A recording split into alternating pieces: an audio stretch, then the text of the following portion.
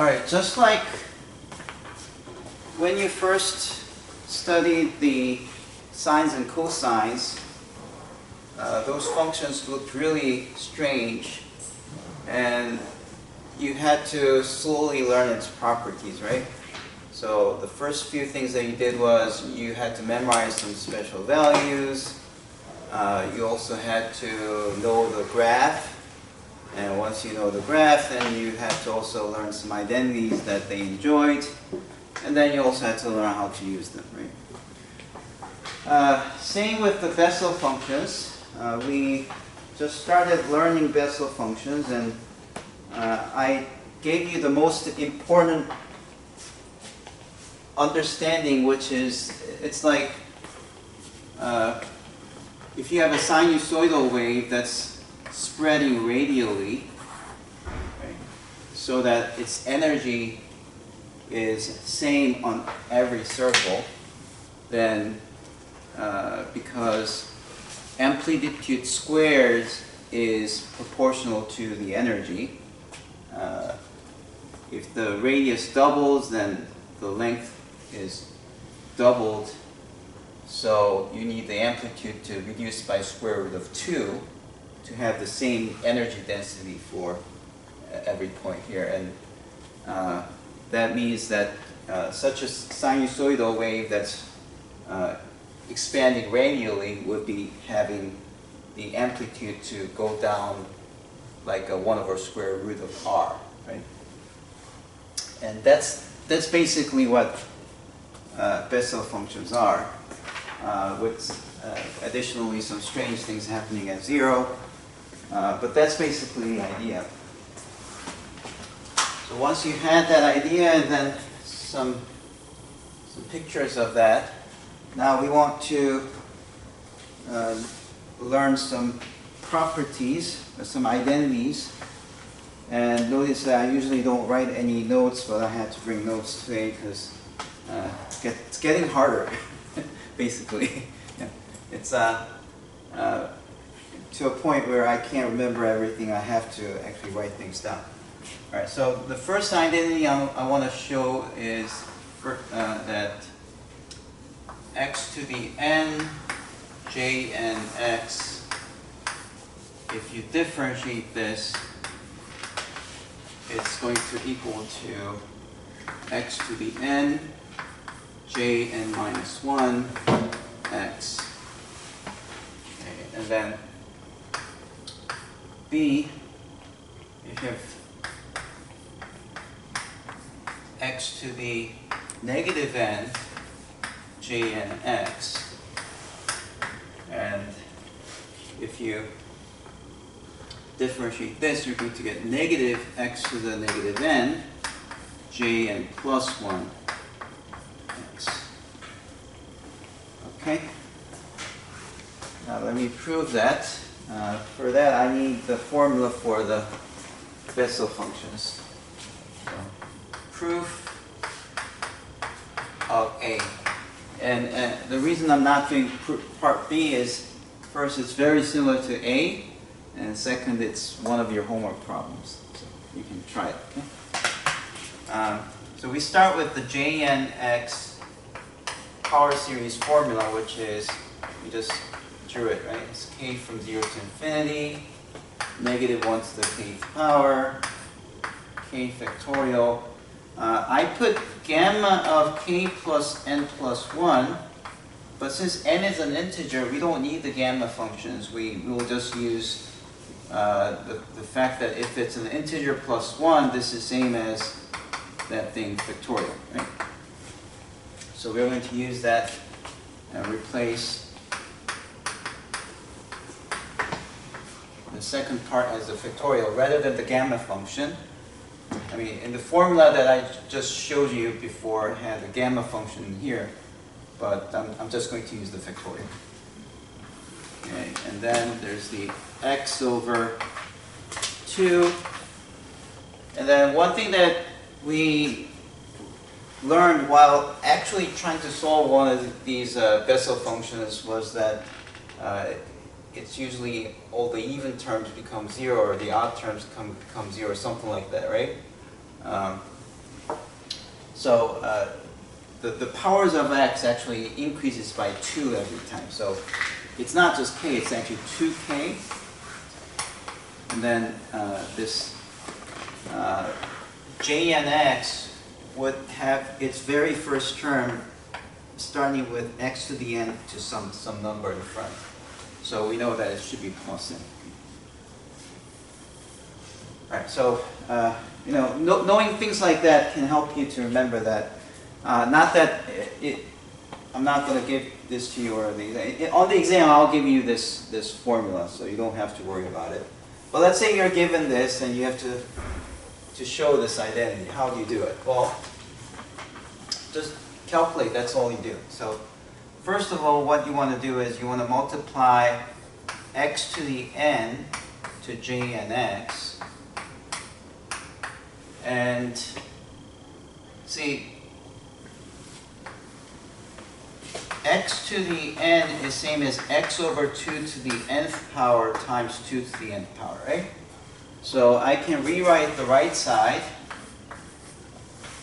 as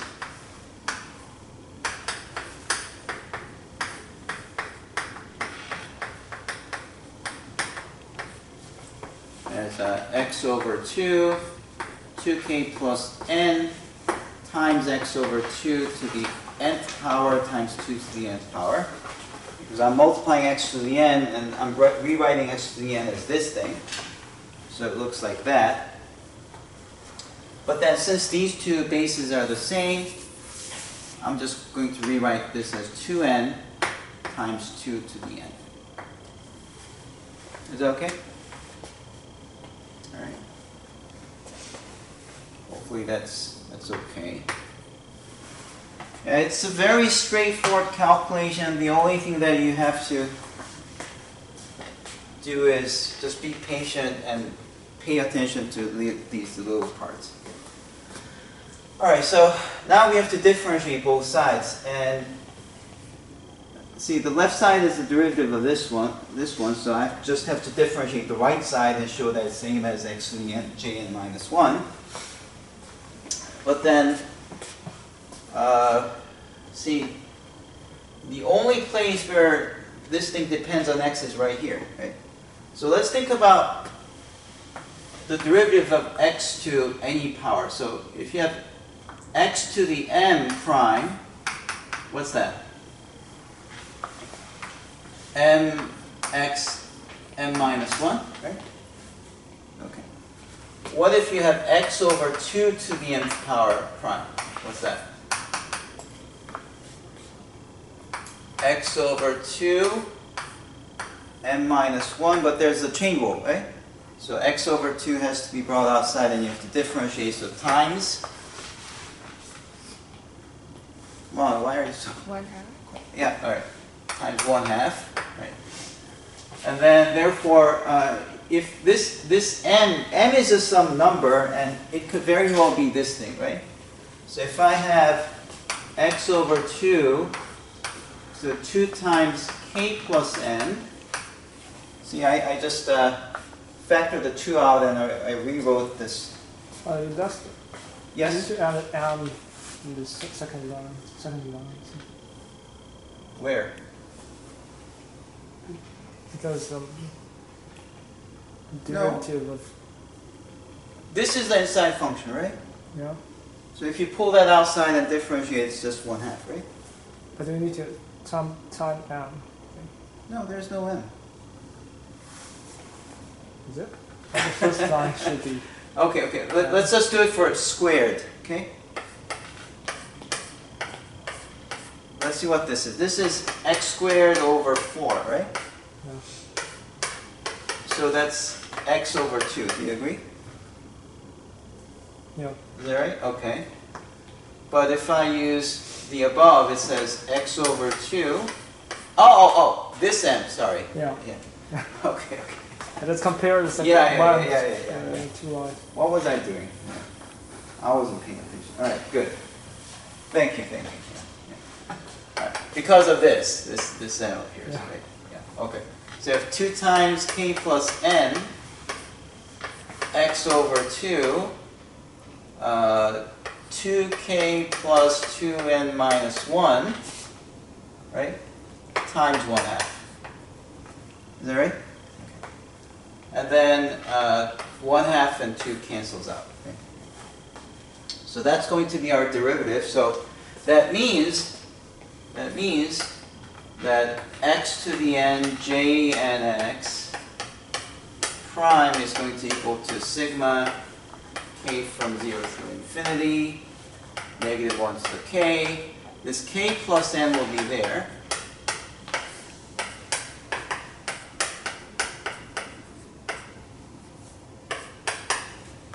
And then you have x over 2, 2k plus 2n minus 1.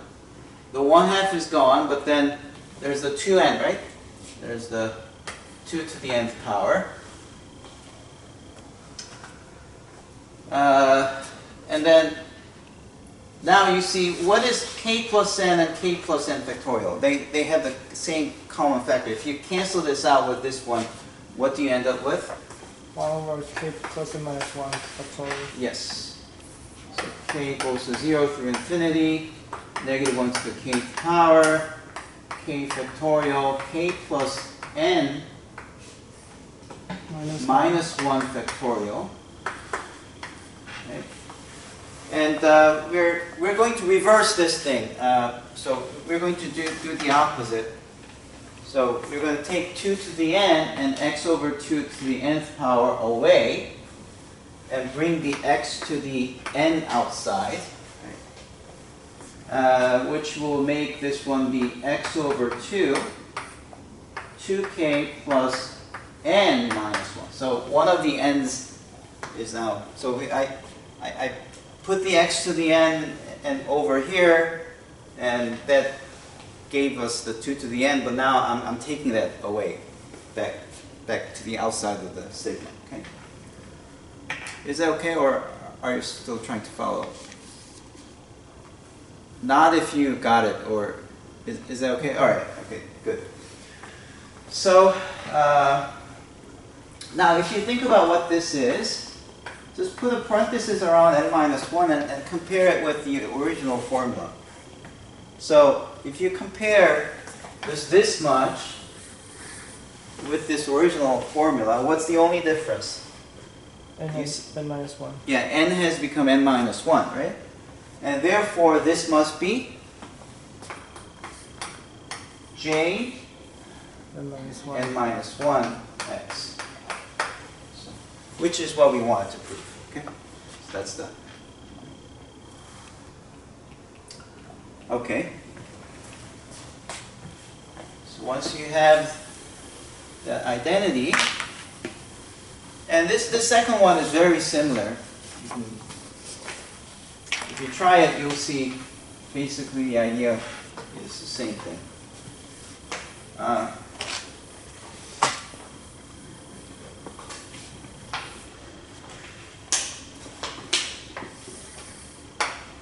Now, I'm going to add a bit more, but because these are different kinds, I'm going to name them 1, 2, 3, 4. And this one I also don't remember, so let me take a peek. I feel like the student who is trying to cheat on an exam.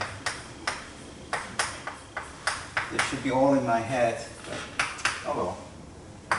N over x, j n x, j n minus 1x, and then j n prime of x minus n over x, j n x equals negative j n plus 1 x.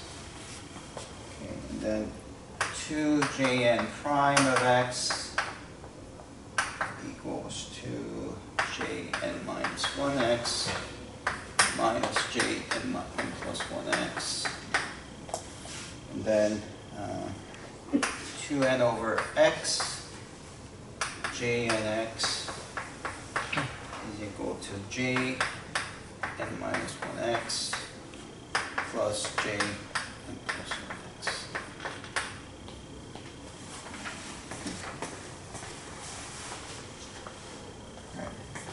And a few of these identities will be used eventually to solve the wave equation, okay? So it's important that we know this. Right?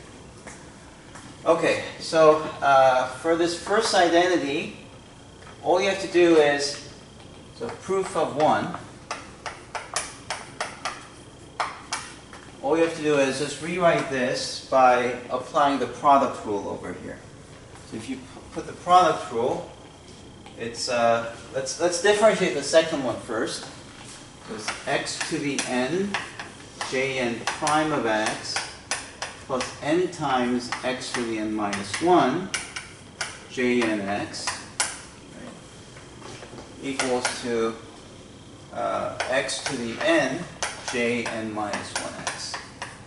So all I did was I just copied this formula, except on the left side I just wrote down the product rule.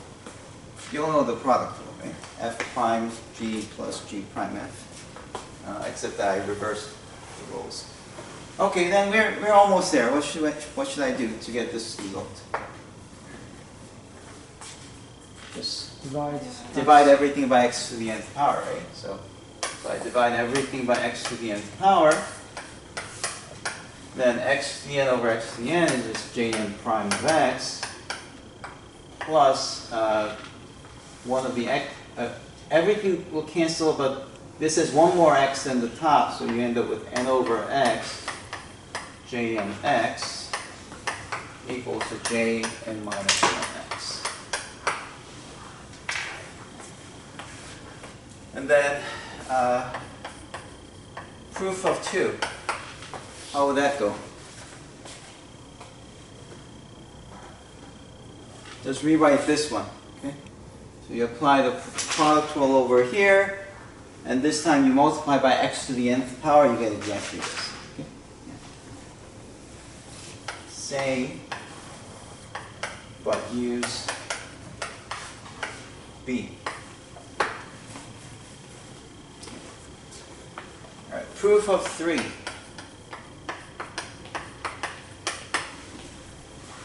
Well, how do you prove this? You simply add these two.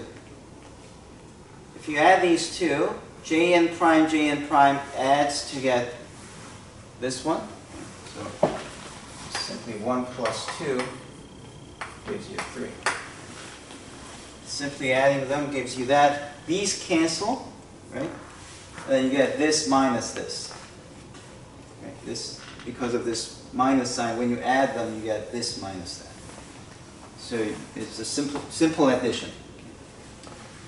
How would you prove 4?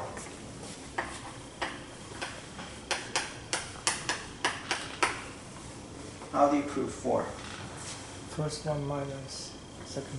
Exactly. Yeah. If you do 1 minus 2, then this one minus this one will cancel away, but now this time this will double, right?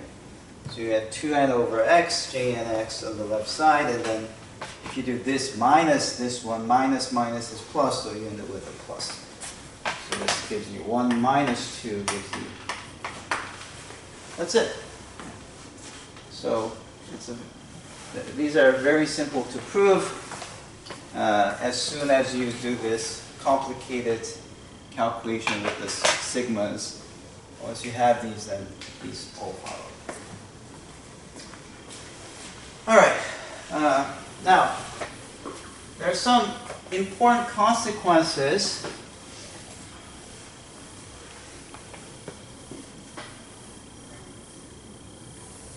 So some consequences. So first of all, these formulas allow you to write down integral formulas, right?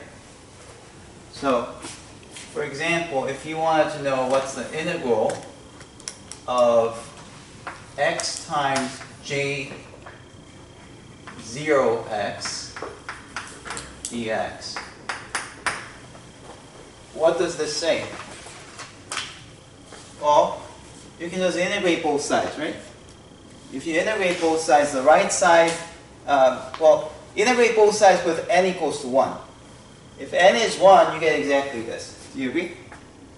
Right? And so the right side has this integral. On the left side, if you integrate a derivative, what happens?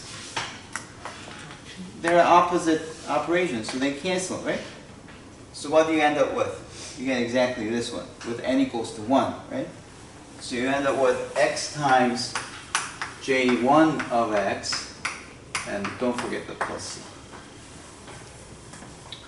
So these identities can sometimes be used to find the antiderivatives of some functions. Yeah, but then you kind of realize, well, that means if this was x squared with j0, then we're out of luck, right? We can't use that. So only for certain cases we can use it. Okay. Another important thing is if I have zeros of the Bessel function, so I'm going to use the following notation. So it's like number 1, number 2. Let j and k be the kth positive root or positive 0 of j and x. So if you remember that picture that we just drew, here was the j0 of x, right? Do you remember what the first one was? It was about 2.4. Right?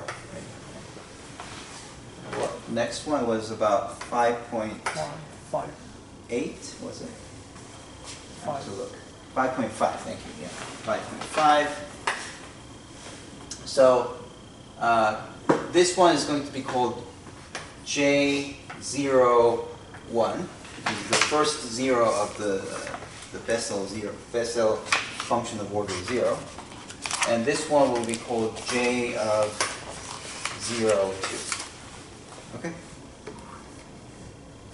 So what is the intersection? The intersection z0, 0 is... Yeah, this is the x-axis. So J0 of 2.4, of course, it's more digits than that. It's like 2.4048 to be more accurate.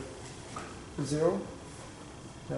X equals 0? Yeah, y equals to 0. So if you plug this value into J0, yeah, I want to so know J0 of 2.4048, the y value. I want to know the is value 0. of the x equals 0. When x equals 0, y equals to what?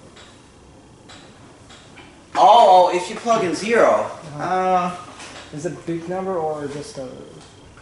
I don't know, maybe... No, it was...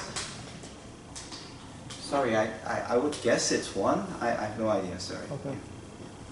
Oh, you were asking for this value. Yeah. Sorry, yeah. Yeah, I don't remember. Yeah. Okay, so if you use that definition, then this is a small result that we'll use later. If I plug in Jn prime of j and k, this is going to equal to negative jn plus 1 j and k.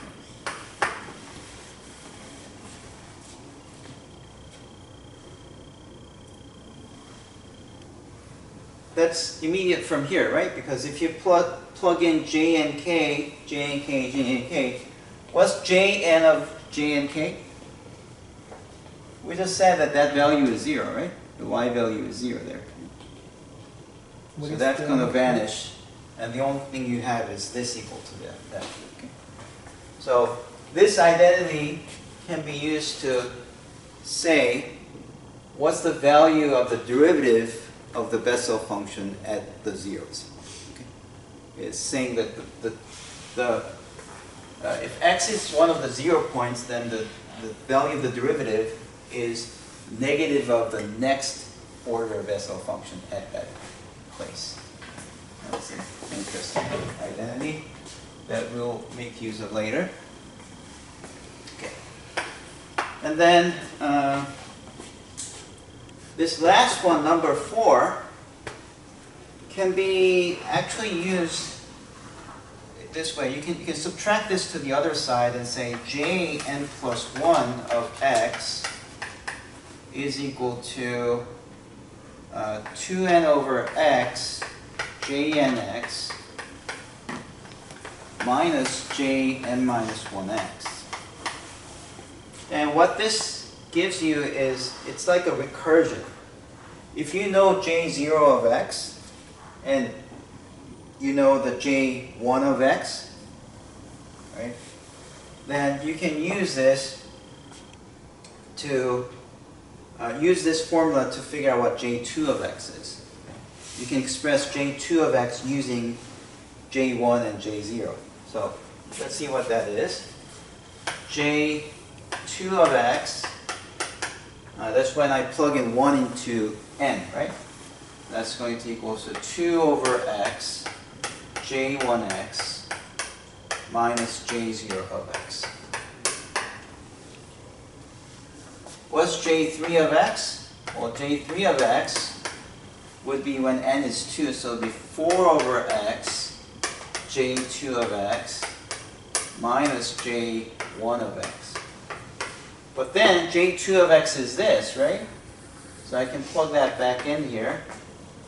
So you get 4 over x, 2 over x J1x minus J0 of x minus J1x, so that this is like 8 over x squared minus 1 J1x minus 4 over x J0x. So I've expressed J3x also as some, I've expressed J3 of x using J0 and J1 with some coefficients that depend on x. So that's an interesting point. So all you need to know is J0 and J1. That's what this is saying. And that makes this a really simple exam problem too. I can ask like, figure out what J of 5 of x is.